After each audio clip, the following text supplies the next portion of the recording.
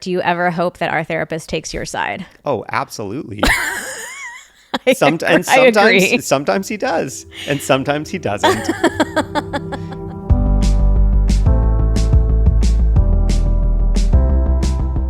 Hello and welcome to the Pillow Talks podcast. We're your hosts, Vanessa And Xander Marin. I'm a sex therapist with over 20 years of experience. And I'm just a regular dude. We share the ups and downs in our relationship while giving you step-by-step techniques for improving yours. Make sure you subscribe for your weekly double date full of totally doable sex tips, practical relationship advice, hilarious and honest stories of what really goes on behind closed bedroom doors, and so much more. It's the sex education you wish you'd had. So a few months back, we released episode 144. Surprise, we're in couples therapy. Surprise! And we talked about our journey of being in therapy in this season of our lives. We shared a lot of practical information about how we found a therapist. And we also got really personal about the resistance one of us had to going. And also shared some tips for how to ask your partner to go to therapy with you. So if you haven't listened to that episode, 144, we're in couples therapy. It's a really good one. Definitely recommend checking it out first. But after we released that episode, we got so many questions. People wanted to know more about our journey. So we decided to come back today with an Ask Us Anything couples therapy edition. So we gathered all those questions. We also put out a call on Instagram and said, if you have any questions about couples therapy itself or our personal experience of going to therapy, let us know. So we're doing a whole episode about therapy because, no shocker here, we're big proponents of it. We love it. Despite the resistance that maybe we will get into a little bit more in this episode. You're being all coy about it. We said in the last episode. I know. Well, I want people to listen to the first episode because it's a good one. It is a good one. It is a good one. And yeah, that was one real major question that got asked a lot after that first episode that we haven't answered up until this point. So, we might today. If you are curious about therapy overall or just feeling really nosy today, this is a great episode for you to listen to. But before we do any of that, we got to read you this week's review of the week. And this one is actually about our original couples therapy episode. Ho ho! Wow, fortuitous. Fortuitous. We don't pick these reviews of the week, by the way. Our team does, so we can be surprised by them. Yeah, so our team did a really good job picking a synergistic review to give. This person says, been loving this podcast. Started with the Why We're Child Free episode, which I loved, and then kept listening to the others. As a new therapist married to another therapist, these topics are my jam. I appreciated their vulnerability during the couples therapy episode so much, it actually made couples therapy sound fun. Haha. My partner and I don't have any issues right now, but I hope that we do down the line so that we have a reason to go together. We will talk about that in this episode, actually. But thank you so much for that review. Guys, this is something I did not know before I had a podcast. Reviews actually are important. I just thought they were kind of meaningless. It's like a vanity thing? Yeah, but they genuinely are so important for a couple of reasons. One, the more and better reviews a podcast has, Spotify and Apple are more likely to show it in the suggested podcast section.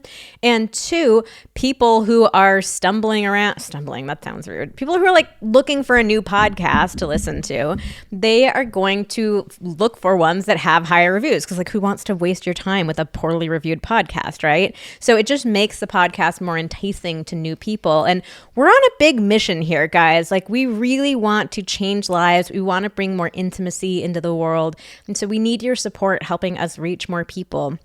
So we would be so grateful if you take the time, it's 60 seconds, just to leave us a quick review. And here's how you do it. Go on over to the main Pillow Talks page in Apple Podcasts, scroll down to the bottom, and you'll see where you can leave a star rating and leave a review of the podcast. If you're not on Apple Podcasts, if you're on Spotify or Google, you can give us 5 stars and also make sure to follow the podcast wherever you are listening to it as well. All of those things help.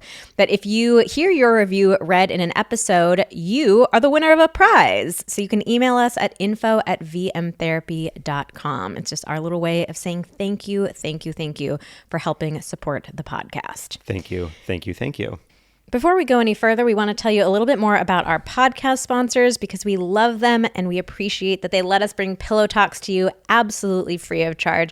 Today, we have a brand new sponsor that we are so excited about, Helix. Helix makes incredible mattresses. So when we first got contacted by Helix to be a sponsor, of course, we had to try it out. We do not recommend anything that we don't try out.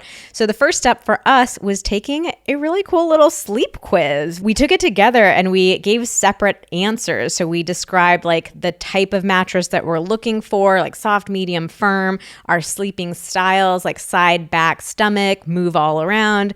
I was very impressed with that because we each have some different preferences. So we were matched up with the Twilight Elite mattress. The mattress arrived at our door so quickly, we could not believe it. Super easy to set up.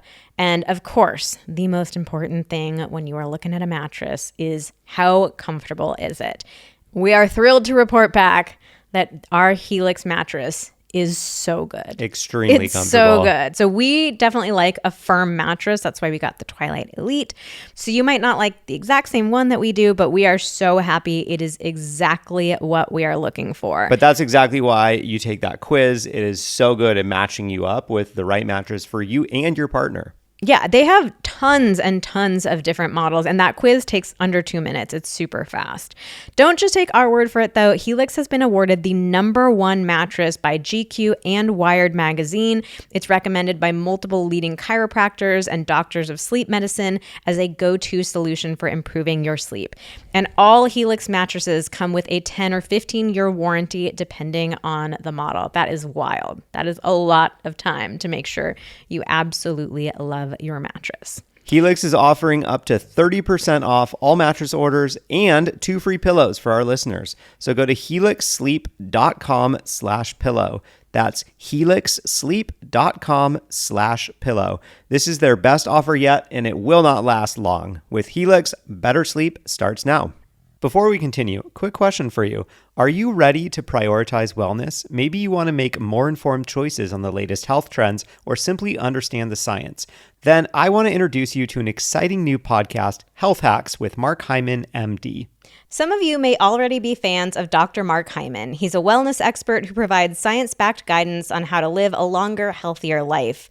I think we all get overwhelmed all the time by the different wellness advice that's out there, all the posts that we get served on social media.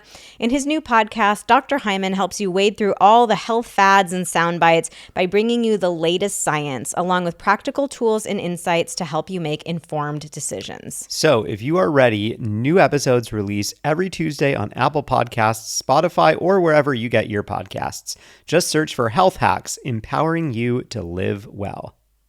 We want to tell you a little bit more about Cozy Earth.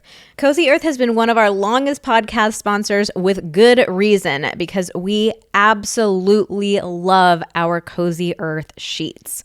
We have the linen sets and they are just so soft but breathable. They feel so good on your skin. Like crawling into bed at the end of the night just feels like such a luxury with our sheets. I love them.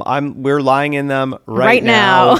Touching them, caressing them. I'm like, ooh, how do I describe this texture? It's so good. How do we spend more time in bed? Well, we record our podcast from bed. Their bedding is crafted with cutting-edge technology to regulate your body temperature, ensuring uninterrupted and refreshing sleep throughout the summer season. Because we all know how uncomfortable it is to be sweating in bed, right? Ugh, hate it. They also offer a 100-night sleep trial and a 10-year warranty. And we have great news for you. Cozy Earth has offered our listeners an exclusive discount. Visit cozyearth.com/pillowtalks and use code PillowTalks to enjoy a 30% discount.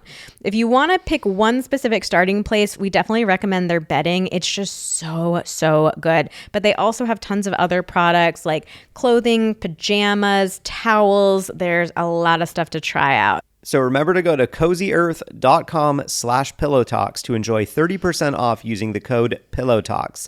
And after placing your order, select podcast in the survey and then select Pillow Talks in the drop-down menu that follows.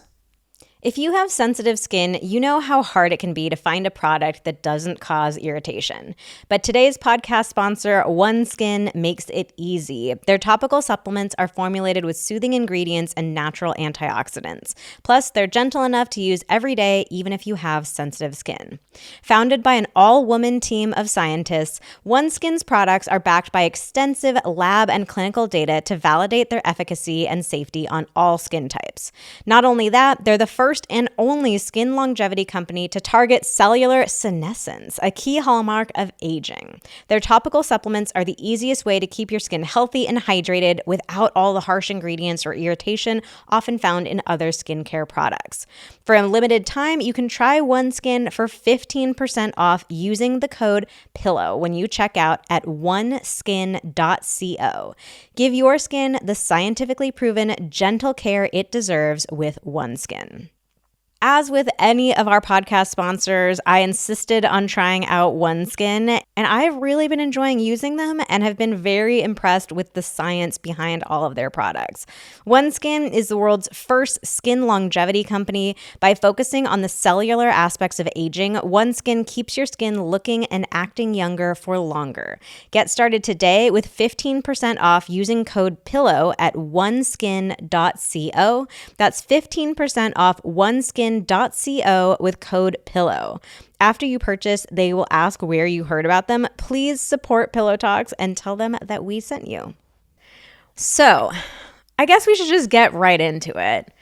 We were a little coy in that first episode, and we said very vaguely why we had decided to start couples therapy. It's not our first stint in couples therapy. Like I said, we're big supporters of it. We've been to couples therapy other times before and for other reasons, but we were coy about why we were there. We were also really in the midst of like working through the thing that we went there for. We were in the messy middle. Yeah, we were sharing before everything had been. We were in the middle of it. And so it didn't feel appropriate yet to share. I mean, I guess we could have waited to record that first episode a bit longer, but we also just wanted to be vulnerable and like tell you what's going on. And raw and in the moment. So, of course, by far and away, the number one question that we got is, why were you there?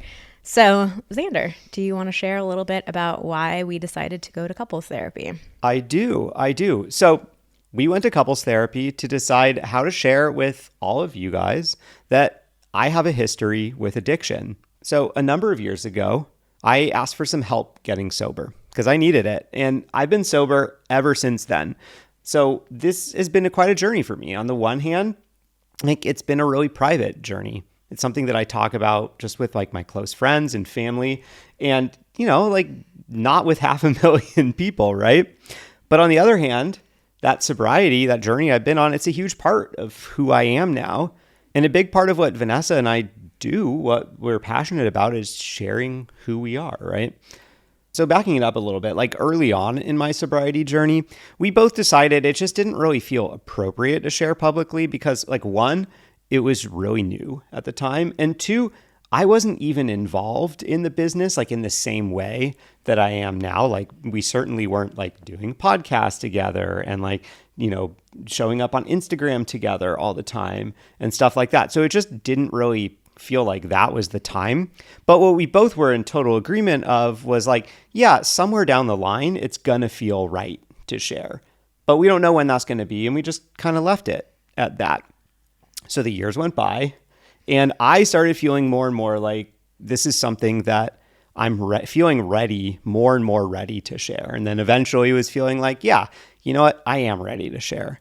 So I was the one that asked if we could go to couples therapy just to talk through like, what is it going to feel like to share that with our audience? How am I going to share that? How are we going to share that? How are we going to feel about that? What might come up for both Vanessa and me and when we share that? Yeah, this is a really vulnerable piece of information to share. Like there's a lot of judgment around addiction and there's a lot of secrecy around it, despite the fact that I think pretty much every family is touched by addiction in one way or another. Like so pervasive. It's this huge, shameful secret that nobody wants to talk about. And I can even speak for myself. Like before having a partner who, had addiction as part of their life, like I had my own preconceived notions about it. I mean, I did too. That's one of the main reasons why so many people struggle to ask for help in the first place, is because like everybody so desperately wants to not have to label themselves that way. I certainly struggled with that. And so being, having such a public platform, I was really nervous about the kind of response that we were going to receive. Like I was always supportive of the idea of Xander sharing his truth. I knew that was important, and I knew that it was yet another way that we could serve you guys, like to just share his story and to be open about it and try to take away, we're all about busting up shame. Mostly around sex, but we're starting to talk a little bit about the shame, around addiction as well too. So I was scared. I'll be totally honest. Like I was scared of the kind of reaction that we would receive. Like, are we going to get really judgmental and mean responses from people? We worried people might feel let down. And I also worried about like even the positive ways that we would impact people, like how that might be overwhelming, like getting a lot of stories from people saying, I'm struggling with addiction. What do I do? Or my partner's struggling with addiction, but won't get help. What do I do? And just like the weight of that. I mean, when you have almost 600,000 people, just on Instagram alone, that's like not even counting our other communities that we've built. Like it's just a lot of people, a lot of energy. And so I wanted us to feel prepared with how to manage that energy. And so, some of the resistance that came up for me initially it was so interesting because it's like we were both on the same page about wanting to share this. And I think both going into it with eyes wide open of the potential impacts that it could have. But my feeling was like, shouldn't this be something that we should be able to talk about ourselves? Like it wasn't a problem. I'm putting that like in little air quotes. But we just kind of kept tripping up having the conversation about like, what would this look like and what could it feel like and what would we do if we got this kind of response? And so eventually it did get to the point where I felt, I've got to stop judging myself and putting this label on like, oh, we can't do it ourselves. What's wrong with us that we like can't have what seems to be a very clear and easy conversation. And I had to get to the point of recognizing like it's valuable. And this is a big enough decision to bring somebody else in to help us figure it out. Yeah, I mean, kind of like how I needed help. I had to come to the realization that I couldn't do this alone with myself, getting sober. And yeah, we realized like, yeah, we want a neutral third party who can help us walk through some of this stuff. Yeah, so we actually, after that first episode came out, Xander did a very short story on Instagram, just like sharing the most bare bones part of it. And we didn't even say like, I don't think we did say that was the reason from the podcast episode. We just kind of wanted to like dip our toe in and see what it was like. Unfortunately, the responses that we got were so supportive. Like people were just really kind and shared like, thank you for your vulnerability and your honesty and sharing that.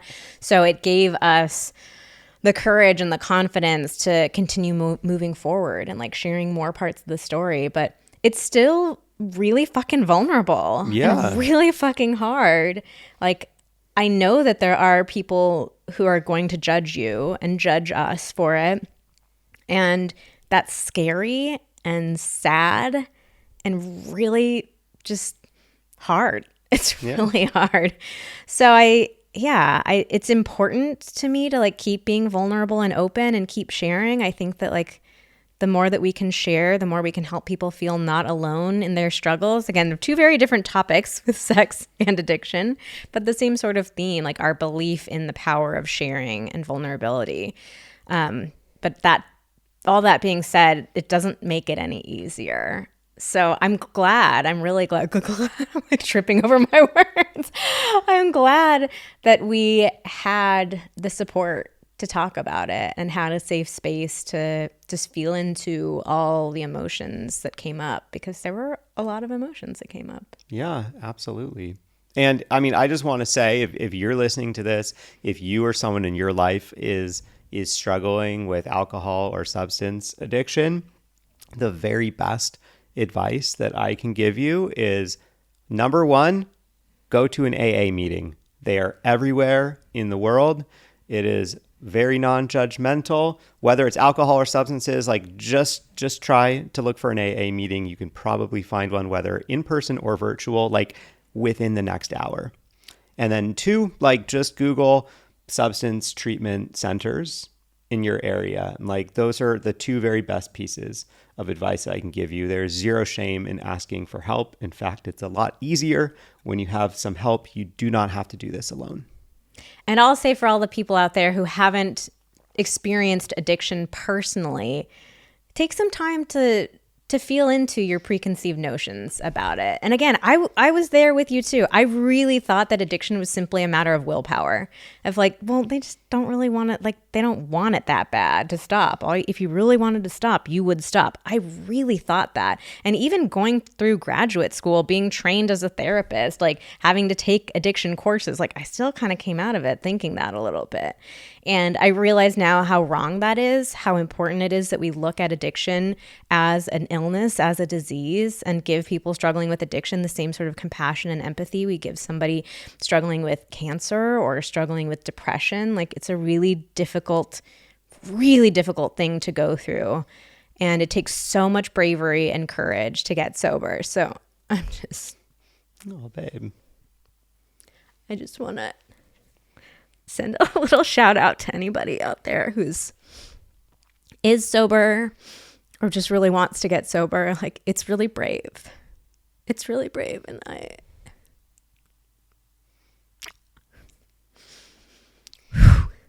did not expect that.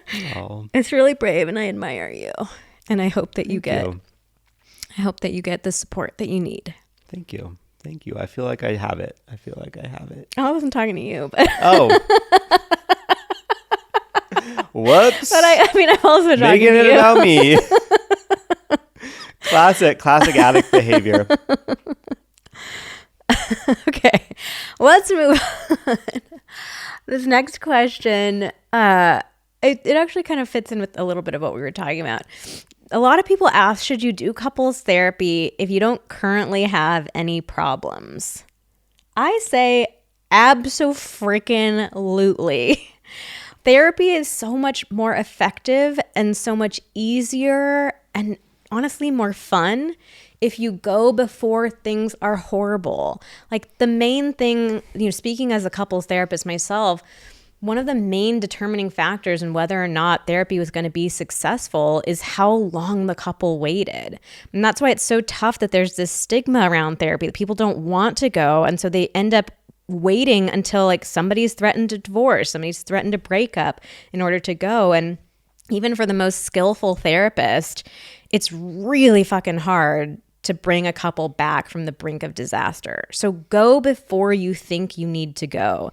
Every couple can benefit from therapy. Every couple can benefit from better communication skills, more empathy, more awareness and understanding of yourself and your relationship dynamic. Like, we don't learn how to do relationships, right? So most of us are just mucking our way through, and therapy is a great way that you can learn more tools. Yeah, I think it's whenever you're at a point where you're starting to see some patterns, like, we seem to get into the same type of disagreement often. Even if you are skillful at resolving it, and, for the most part, it's something that happens, whatever, your feelings are maybe a little bit hurt and everything is fine the next day and you move on. But it's like, as soon as you're noticing a trend or a pattern of something, like, it seems like we keep getting tripped up by this thing. And yeah, we're good at repairing it, but like, it would be nice if we just didn't get tripped up by this thing. Or, like, whatever it is, whether it's a dynamic or you keep having the same fight, or I don't know, you're struggling with different viewpoints on something, how to raise your kids or whatever it is. Like, it's so valuable, because I think that there's a really large, if you were to like graph out like everything is perfect in your relationship to like you guys are about to break up, and if you were to kind of like put this on a continuum, like, you start to notice things being an issue pretty early on, and there's like a long way to go before it really things really start to get off the rails. And I think that's what Vanessa's talking about, is that we tend to wait really, really long to get help. It's like we start to notice that, this thing that happens between us like every couple of months doesn't feel very good, but it's like doesn't happen that often that like I'm really going to pay that much attention to it. Like you can put up with that shit for years and years and years until you can't. So you might as well like identify that really early on and get some proactive help. And also any sort of milestones too. Like I love premarital counseling. If you're deciding whether or not to have kids, if you're deciding whether or not to move, like big milestone decisions are great times to go to therapy too.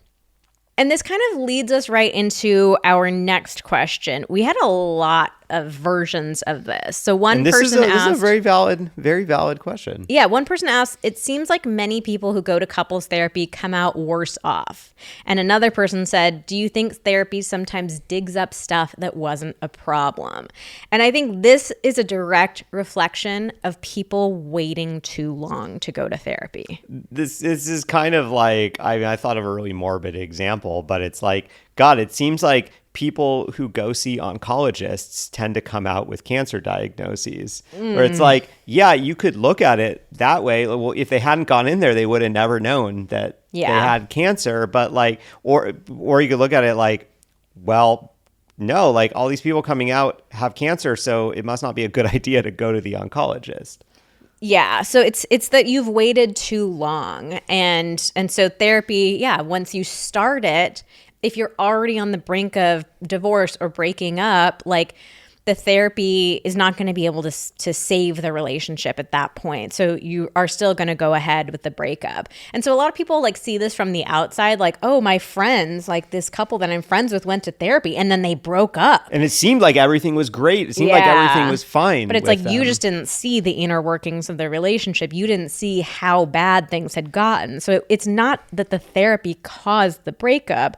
It's that they waited too long. The therapy couldn't save the relationship. And I think also another dynamic that can come up, which is like taking that to the next level. This is a little further beyond the like, oh, from the outside, it seemed like everything was great. And then all of a sudden, like they're getting a divorce or they're breaking up.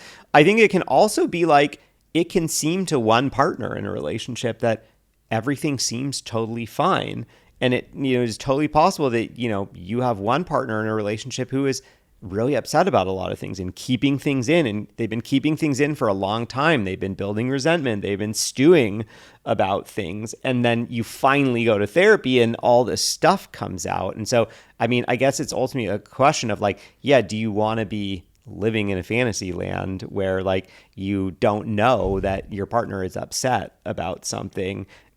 And then all of a sudden one day they like drop the divorce papers on your table and you have like no idea why it happened, or like, would you rather just know what's going on? So I think that happens a lot. And this is the reason, again, it's the reason why we say better to go earlier. It's the reason why we say, if you are upset about something, don't hold on to it. You might think that you can just forget about something or push it down and you'll be okay. But like, you aren't okay when that happens. It gets worse. And it's a way better to have a seemingly awkward conversation about how something felt a bit hurtful right now than it is to like wait 5 years and then have a, you know what, I've been pissed at you for the last 5 years. I kind of hate you, and like I've hated you for a long time, and like this isn't gonna work. Yeah. And I mean, in terms of the like digging stuff up that wasn't there, it's not like a therapist is like secretly planting things in your head like, you hate your husband, you want to break up with him. The therapist isn't like meddling in that sort of way. Also, that would mean that like if you want to get really cynical about this, if the therapist is like trying to meddle and trying to get you to break up, like you're not going to see them for very long either. So it's not that they're introducing anything to the relationship. But sometimes what can happen is that things that you pushed down or tried to ignore like resurface, and you thought that you were done with them or it wasn't a big deal or enough time has passed. But feelings don't work that way. what we resist persists. If you try to push something down or ignore it, that will not work. It will come back to haunt you. And so that might happen in therapy because now you're talking more openly, you're being more vulnerable with each other. So those things might resurface, but it's not that therapy caused a problem that wasn't there before. Next question. Do both partners have to want to be there in order for it to be productive? Yes. Yes. I would say yes and no. Long term, yes. I do think that there is some space for if one person really wants to go and the other person is a bit on the fence, but like open to trying for a couple of sessions. Yes, you can absolutely do that in the hopes that the person that's on the fence will get enrolled in the idea and totally on board within a couple of sessions. What is not going to be helpful is if you have one person that's into it and another person that is like checked out and you are going for like months and like you're just not like, you're not going to get anything out of it.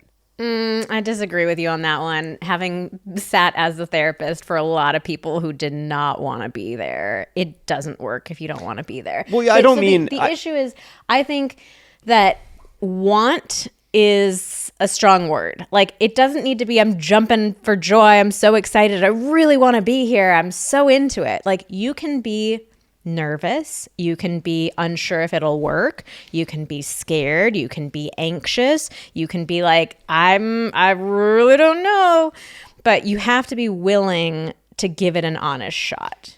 Like, I've had clients come in before, couples where it's like, one partner's so excited to be there and the other partner is just stone face. You get nothing out of them. It's like pulling teeth. And, I would know from like the first 5 to 10 minutes of meeting a new client, like, this isn't going to work.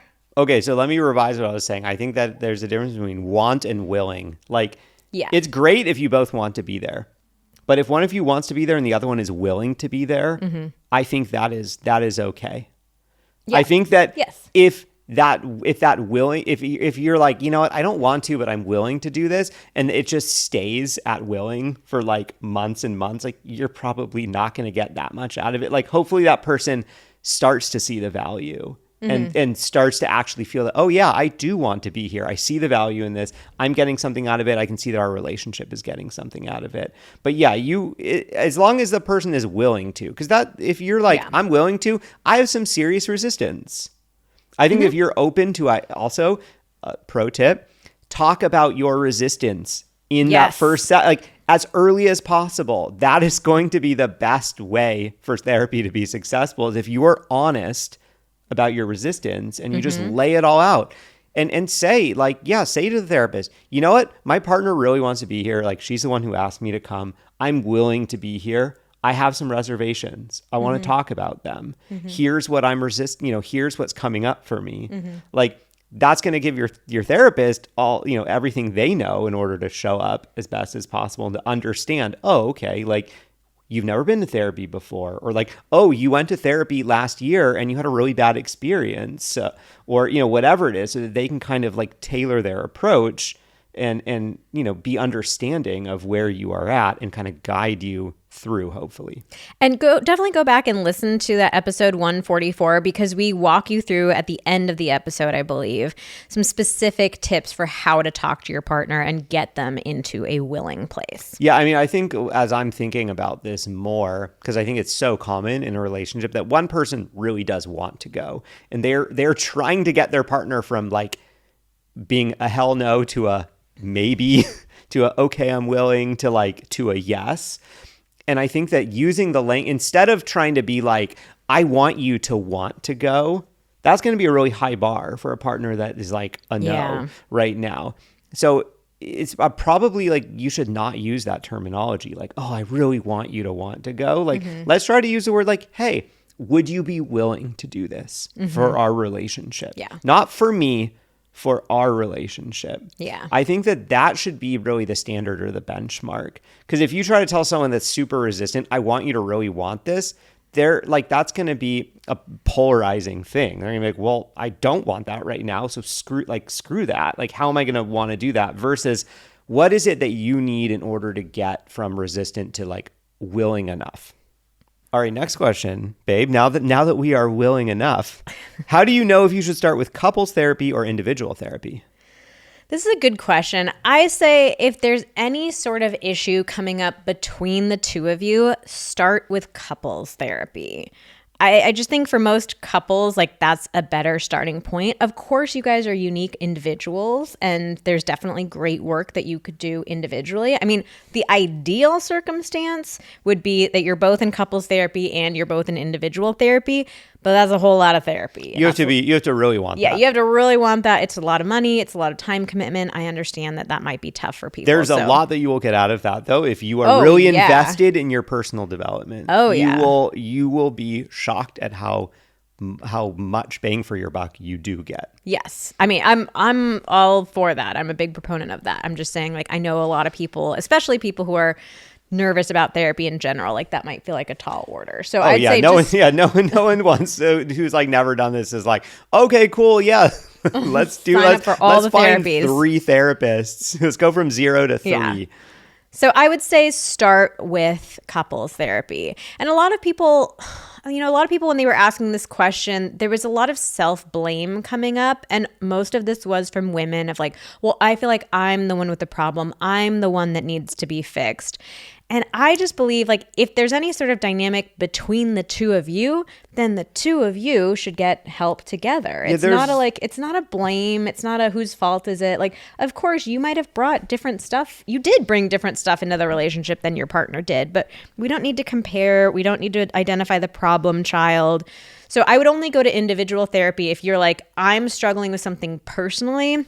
Outside of the relationship. It's outside of the relationship. It has no bearing on my partner. So like if you're dealing with depression or anxiety and, it's nothing about like I'm depressed because of my relationship or I have anxiety about my partner, not being emotionally vulnerable with me, unless it's something like that. If it's purely a you thing or you have some sort of past trauma that you want to resolve. But even then, like having your partner there along with you because the trauma is probably affecting them too. Like it's just all my long-winded way of saying in 95% of cases, I think starting with couples is generally best. And you can absolutely ask your couples therapist, hey, I'm really open to your feedback. If if we get to a point where you think that there are any of these dynamics or things that I would be better served addressing in individual therapy. Like your therapist will absolutely tell you that. Like, it's their job to be like upfront and honest with you about that, where it's like, hey, it feels like we've addressed everything that we can as a couple. I think there are some things that you could explore on your own that would be more beneficial. Mm-hmm.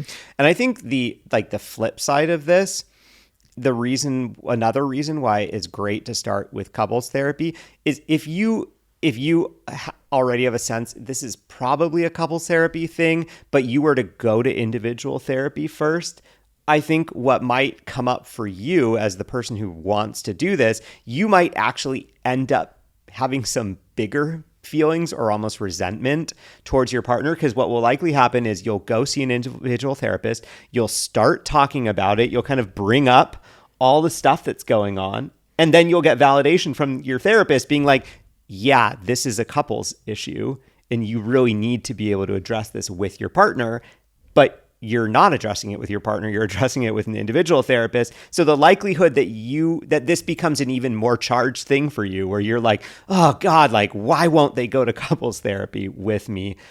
Like, it is much easier to just start with, hey, could we please go to couples therapy, rather than you kind of going to individual therapy, getting yourself all riled up about it, and then realizing that you're in the wrong place. Mm-hmm.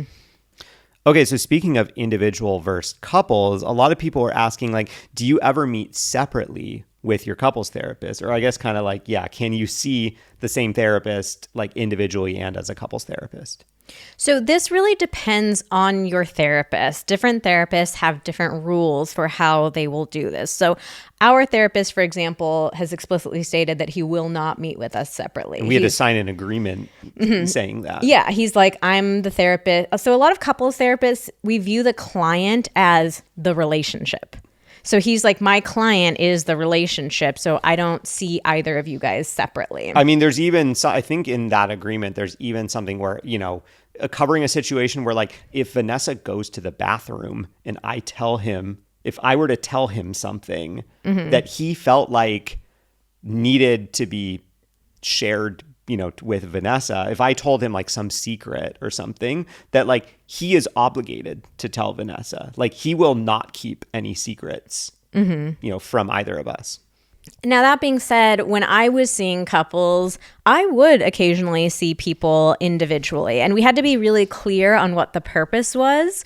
And there was like very open communication about like, here's what we're covering in individual sessions. Here's why we're doing an individual session. So I would often do that if there was some very personal separate aspect that the person was bringing into the relationship. So for example, I did it a lot with people who had experienced sexual abuse. Like they wanted to have separate sessions to kind of talk about and process the trauma that they had gone through. It kind of give you all the all the give context. Me all the context, and then come back together with their partner to like share the story, to talk about different resources and tools that we developed for that person. So in certain cases, I did feel comfortable doing that. There's no one right way here, and one way is not better than the other. But if it's important to you to be able to meet separately with your therapist, like that's definitely a good question to ask beforehand when you're deciding who to see as a therapist. And one of the main reasons that therapists don't do this is because of the next question that we have, which a lot of people ask us: do you ever hope your therapist takes your side? So there is a lot of sensitivity out there around this whole idea of taking sides. Like people were very concerned about this. Like, well, what if my therapist thinks my partner's the right one and I'm the one who has to change? And some people honestly even did share, like, I felt like the therapist often took my partner's side or often took my side, and it didn't feel fair. Like, therapists are human too. Sometimes like we're, even though we're trained to be objective, like sometimes therapists make some mistakes here. But anyways, because there's so much sensitivity to this idea of taking sides or liking one person more than the other, a lot of therapists say like, I just won't meet with you separately because I don't want to feed into that fear that like, oh, well, I've done 3 sessions separately with Sarah and no sessions with Robin. So, I don't want Robin to think that like Sarah's my favorite, or I know Sarah better or like Sarah better. Yeah, or like, you've developed more of a relationship with someone. Yeah, exactly. So let's go to this question though. Xander, do you ever hope that our therapist takes your side? Oh, absolutely. Agree. Sometimes he does, and sometimes he doesn't. I mean, I think that I rely on him to take my side when I'm right. Oh, wow. And to call me out when I'm wrong.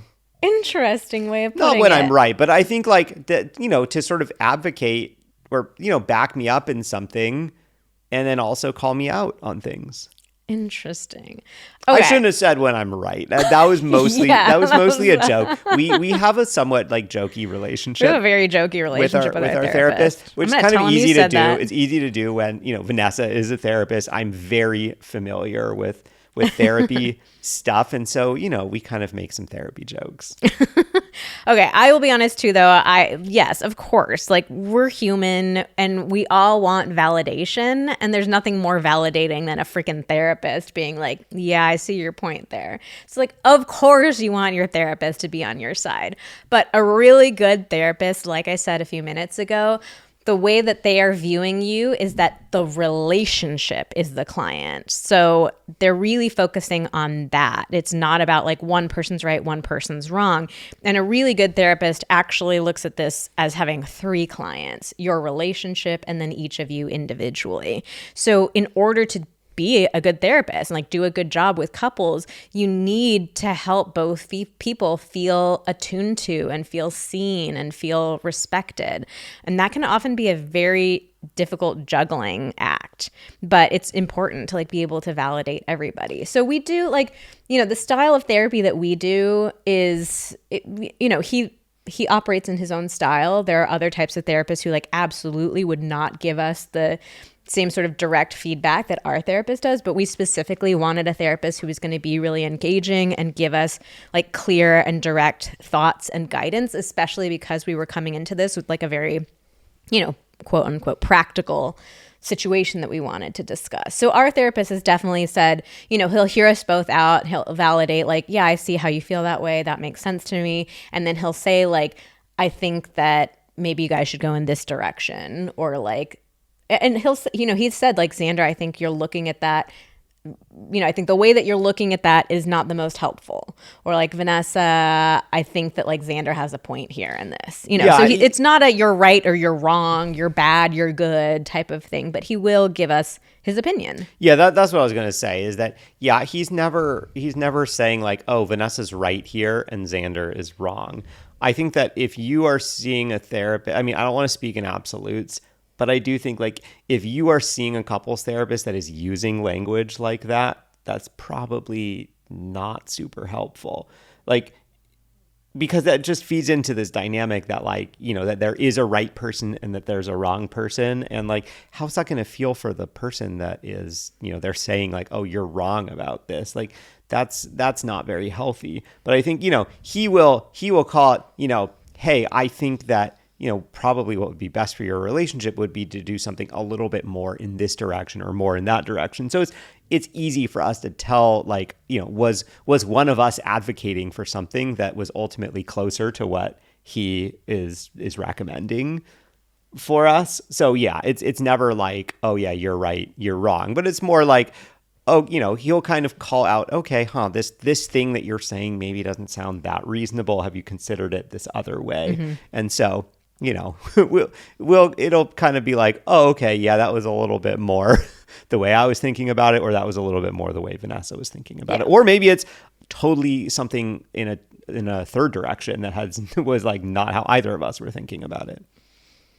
All right. People also wanted to know, do you keep conversations for your therapy sessions? So the idea here is, are we keeping things from each other like during the week and saving them to talk about in the therapy session? To dump on each other. Okay.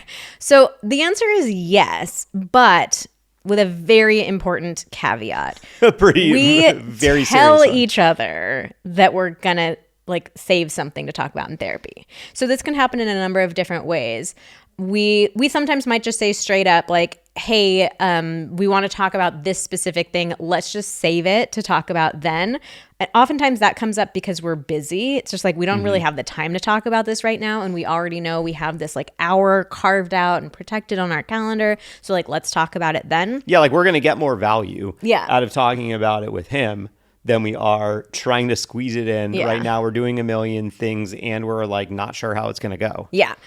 We also do that if we start trying to talk about something on our own and we have any sort of friction. It's like a really nice container where we can just say, okay, you know what? We're starting to like get a little bit tense around this. Why don't we put a pin in it and we'll talk about it in therapy? That hasn't happened that many times, but I think that is such an incredible therapy benefit for couples that like you have this way to pause, to stop yourselves. Like we talked about the value of the pause last week in the episode about the 4 horsemen. Definitely listen to that if you haven't.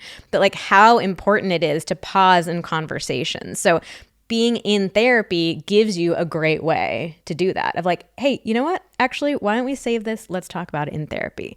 But in terms of that caveat, we don't surprise each other with things in therapy. And this is something that a lot of people were scared of. We got a lot of questions like along the lines of like, did any of you like drop anything, any huge news or big surprising secrets or shocking things like in therapy? I think a lot of people just have this fear that, oh my God, and maybe that's even preventing you from going to therapy in the first place. Like, what's my partner going to drop on me now? Like drop this bomb on me. Yeah, I think it's it's like people get really nervous about like performance reviews at work. Like, oh, they've been saving up all the bad stuff to tell me and they're going to drop it all on me in this moment. And that is what happens. That's what some bosses do at some companies, and that sucks. And in theory, that is not the way that's supposed to happen. And I think I would say the same is true with couples therapy, though of course there are people that do this. And so I think, this is a great thing to talk about,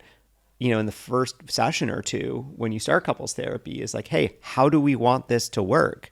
How do we want this to operate? What are some ground rules? I mean, in general, I think it's a good rule to not surprise each other with anything in therapy. Give each other a heads up, like put a pin in things, but don't shock each other. Yeah. That being said, of course, when you are in the middle of a session and you're talking about something, you might absolutely be reminded of, oh, you know what? Actually, this thing happened this week. And now that I'm looking at it this way, like I have some feelings about this, or I have something I, want to bring up or share. Well, actually, I want to walk back what I said, because sometimes there are things that we really struggle to tell our partners, and therapy can be a great container to be able to share something that you feel really vulnerable about, and have a therapist there to guide you through that conversation. So there may be, I was just thinking about somebody who's maybe you've experienced sexual trauma, like I was talking about earlier, and you haven't shared that with your partner. Therapy can give you a really nice, safe container to do that. So I walk back, it is okay to go into therapy and, have something that you want to tell your partner for the first time. But I think I would say that's for bigger pieces of information, a one-time kind of thing, rather than a what you don't want to be doing is storing things up to spring on your partner because you're annoyed with them or something. You get into therapy and you're here's the laundry list. Here's a list of all the things you've done wrong this week, right? That can be really challenging. Yeah. So, I totally agree with you, Vanessa. I think that, yes, if there is something that you need support with from a therapist in order to talk about with your partner, and that's why you want to go to therapy, then yeah, by all means, absolutely do that. Mm-hmm. But yeah, it's more of the ongoing, week to week. It wouldn't feel good for either Vanessa or us if okay, we are in therapy for this one reason, but then each week it's oh yeah, no, actually we're going to talk about this thing that I didn't like and that thing that you did wrong, and I haven't told you about any of these things. Then it just feels like we're keeping score. Yeah. And that would just kind of create a dynamic then where I would feel I would need to do that too. And that's the antithesis of why we are in therapy in the first place. It also ties into the next question that we got asked. Do you get upset about things said during sessions? If so, what do you do?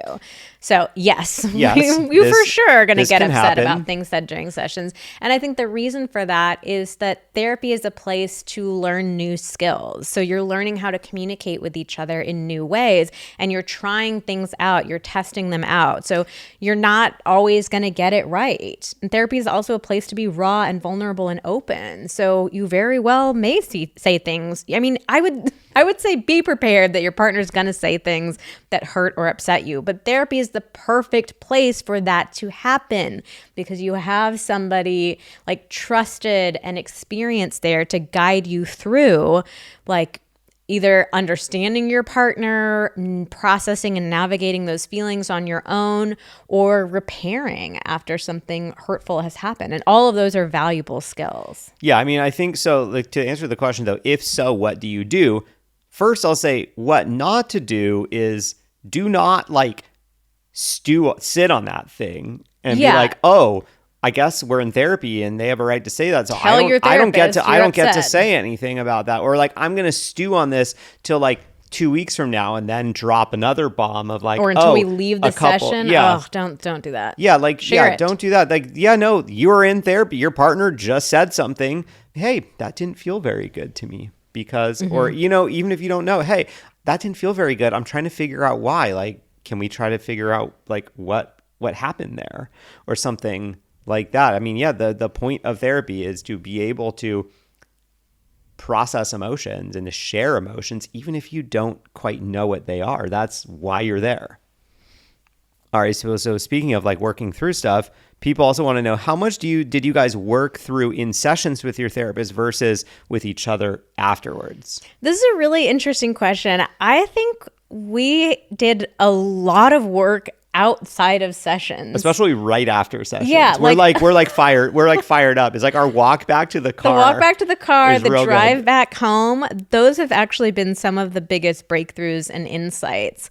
And that's what I think is so cool about therapy. Because I'm not saying that to downplay therapy, that oh, it wasn't that good, we did most of the work on our own. It was we were getting a ton of value and insight in the therapy itself, and then it continued outside of the sessions too, because we were in such a good place. We were talking about things, like we just continued the conversation. So yeah, I mean, he puts us in a we have that hour, and he puts us in a trusting place where it's like, oh yeah, we're talking about this in a way we haven't before, and we're trusting each other, and we're feeling good. We feel like we're on the same team about this, and so yeah, we just kind of keep the fun times rolling afterwards. Yeah, so I think it's just like a nice little benefit. You're getting extra therapy. But I could see this really being different for every couple. I think like if you're talking about something that feels like really serious or maybe a little scary, or it's your first time in therapy and you're just kind of dipping your toes in, like, yeah, I could absolutely see, at least at first, feeling like, okay, like after the session is over, it's like, okay, we did it. we don't need to talk about this again until next week, or, whenever the next session is. So I could see this going all kinds of different ways. And, and if you are in therapy, I don't want you to hear this and think, okay, well, the way to be successful in therapy is to do it like Vanessa and Xander do, and talk about it a lot afterwards. So I think if you are in therapy and you are finding that, maybe your partner is like wanting to talk about a lot of stuff after the session and you're not feeling open to it, that would be a great thing to bring up in your next session and be like, hey, let's make a plan for how we handle this. Cause I'm feeling a little more vulnerable and raw after the sessions. It feels like my partner is like really amped up and like ready to conquer all of our issues. So this can happen however feels good for you. Okay. How do you integrate the insights gained from couples therapy into everyday life? This is the $1 million question, I think. Yeah, I think so many people are afraid that therapy is just this like conceptual thing that isn't beneficial, doesn't have any like practical use to it. But this is the whole point. Like, you're supposed to take those insights. We don't just stop at the insight. Like, we need to incorporate it into everyday life. So, of course, there are some therapists who are more focused purely on just gaining that insight. But for me personally, and like my therapeutic perspective is that we need to take action, not just have insight. And we looked for a therapist who was going to be action oriented as well. So, we come out of therapy sessions with assignments to do, with things to try out. But I also think it just gives us a shared language for talking about things outside of sessions. So, if we've talked about some sort of communication technique, I can try it out in the moment and say like, okay, I want to do that thing that we talked about in therapy. Like, here's me trying this new thing. So it makes it easier to try things out in real life too. Yeah. And I mean, and if you have worries about this, if you are concerned that, okay, yeah, like we're going to talk about a lot of stuff in theory, but like, I don't trust that like we're going to be able to do it in practice, I think this is a really good question to ask a therapist before you start going to a session with them. Kind of when you're doing that initial interview with them, is ask them, like you could literally ask them this question, like, how do you look at like helping your clients integrate the insights that they gain in therapy into their everyday life, and see how your therapist responds. If they're like, oh yeah, no, like I love coming up with some actionable tools to give you, or like exercises to give you, then great. That's exactly what you want. If you hear them, kind of like not really mention anything about like giving you kind of practical things to do, then you could maybe drill down and be like, hey, like do you like to give like practical exercises or whatever to your clients? And if that's something that they're not expressing like an immediate, like, oh yeah, like that's a part of what I do, then maybe that's not the right therapist for you. Because there are plenty of people that do kind of like really want to go to therapy more for like the sort of the intellectual stimulation of it. So it's like, there's no shame if that's what you want too. But if you wanted that, you wouldn't want someone that is super practical, because you'd be like, hey, like we're spending half the session talking about all this practical stuff, and I want to really get deeper into the intellectual side of this. The other thing I'll say is that for me, knowing that we're in therapy makes me a little better behaved. And I like that. I love that. To be totally honest. You've been really well behaved since we've been doing this. I don't want to stop. So it's just like, I know that we're going to check in and like Xander's going to report back. Not like Well, This is sounding so weird. Okay, first the of all, the little girl in Vanessa just likes to see what she can get away with. No, That's kind of cute. I need to like walk this back a little bit because I don't want people. This is not about like Sure, good being thing we're going well today. behaved, and this is not about like Xander has to approve of my behavior. I want to be super careful in the languaging here, but like because we go to therapy, I think about okay, I'm gonna have to describe to my therapist how the conversation went, or Xander's gonna share his experience of how the conversation went, and I think so. It's just like you have this accountability. He's like an Yes, there you go, accountability babe. buddy there where I'm like, frick. And yes, I do for sure have a little like teacher's pet in me who like wants to be good. And I've worked on that separately in therapy. but like I want to now it's like a healthier kind of that. It's not a like, oh my God, I have to be so good. I have to be perfect for my therapist. It's not like that at all. But it is this sense of accountability of like, hey, I'm showing up, I'm doing the fucking work. My therapist sees this, supports it, wants me to continue doing it. And so I want to show up and like be able to share, you know, hey, I'm working on this. Hey, I think I improved this a little bit. So again, to be super clear, this is not about being perfect. You do not have to like give your therapist like a good little report card, or they don't have to give you a good report card. And like, it's just as valuable to bring the times where you're like, hey, I was an asshole this week, or I really sucked at communication. I did not handle this well. Like there's the space for all of that. But just to say, like, having that accountability makes me more motivated to like keep trying and keep working. All right, let's put the cherry on top, babe. How do you know when you're done with therapy? It's a really hard question. You don't. Like therapy You can't doesn't ever know. Therapy doesn't wrap itself up nicely with this beautiful little bow. There's not this obvious point of like, and we are done. We have resolved this issue. And we're actually in the middle of it ourselves. Like we're going today. We have some stuff to talk about. I think there's probably like one more session for us to have some stuff to talk about, but we're kind of wrapping up. I mean, unless one of us drops something on the other one. Oh, I'll be prepared for our session later today. And it is a funny place to navigate because on the one hand, like, you know, the point of therapy is to stop therapy. Like you're not supposed to be in therapy for the rest of your life. You're supposed to come gain some tools and some insight and be able to live a better life from there. Or just like, I mean, come and go as you need it. Yeah. Well, you're sort of spoiling what I was, about to say. Because it was sounding like you were like, well, the point of therapy is to like not have to go to therapy again. Yeah. No. The point of therapy is to stop. It's not to like be in therapy for the rest of your life. Although if that feels good to you, by all means, go for it. But there's also this, I don't know, for me, like there's a little bit of a sadness coming up of, man, I've enjoyed this process. I've learned a lot. It's been really valuable. Like I don't really want it to end. But at the same time, like you don't want to have sessions where you're just sitting there like, so let me just like tell you about some random stuff that happened to me this week. Like, you know, it's supposed to be valuable.